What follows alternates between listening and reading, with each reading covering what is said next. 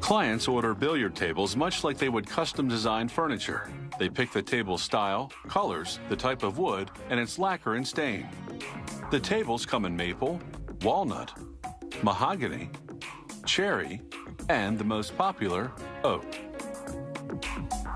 A computer-guided machine shapes part of what will be the table's frame. This machine's rotating heads perform several different tasks.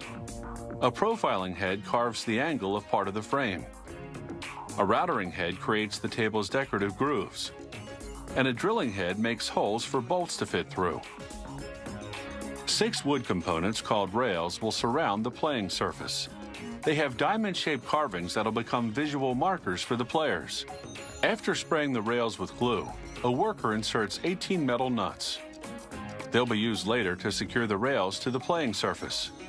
He attaches rubber strips along the sticky rails, which are just over 3 feet long. The rubber will cushion the balls when they hit the sides. The rails then pass through a press twice to ensure the rubber adheres. Next, workers move the rails along this 30-foot-long sanding machine. Rubber wheels gently grip each rail as presses rub sandpaper along the edge and top. They skip the bottom because it'll be covered. They pass the rails through this sander several times to smooth them down. To make sure everything fits, a worker pre-assembles the 4 sides and the middle section of the frame's base. He uses 20 metal bolts and 20 nuts to join them. And he inserts 8 wooden dowels in order to align the table parts correctly. He stamps numbers on the frame sections so they can be reassembled later by pairing the same numbered parts together. Next, a worker hot glues 18 1-inch long mother-of-pearl components called sights. He fits them into the carvings on the rails, which have now been stained to the desired shade.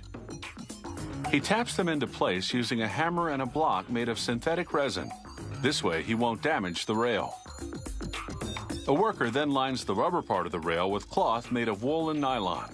He attaches it with a plastic strip that fits over the cloth and into a groove. He uses a mallet to ensure the cloth is tightly inserted. The worker then staples the cloth to the other side of the rail. A zinc and brass plaque display the table's brand name. After shipping, workers reassemble the table in its new home. Serial numbers ensure the parts belong to the same table. Assembly takes about 2 hours. They match the numbered parts together using up to 50 bolts and 50 nuts. Then they level the table using metal components called leg levelers to adjust the table's height. It's like sticking a matchbook under an uneven table leg. Now comes the really heavy lifting. Workers fit the 3 sections of the table's top, which are made of slate and weigh up to 300 pounds each. Slate won't degrade and it won't budge if you hit it. The workers use 12 screws to attach the slate sections to the frame. They level the sections using wedge-shaped plastic shims between the slate and the frame. Next, a worker melts wax over the cracks between the sections. He uses a scraper to smooth out the playing surface. The remaining holes will later be covered by rails. After the wax dries, they cover the table surface with cloth, which comes in a variety of colors. They cut the cloth in the corners, so there won't be any creases in the lining of the pocket holes.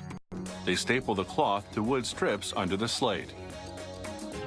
A worker pierces the cloth over holes in the slate, so he can later attach the rails. The 6 pockets are 6 inches deep and consist of a metal frame covered with a leather lattice. Workers install 18 threaded metal rods underneath the rails. Then they flip the rail assembly and insert the rods through pre-made holes in the tabletop. They use nuts to secure the rods in place. Screws attach the pockets and voila, your table is ready. For prices ranging between $1,500 and $15,000, you have quite a stylish game.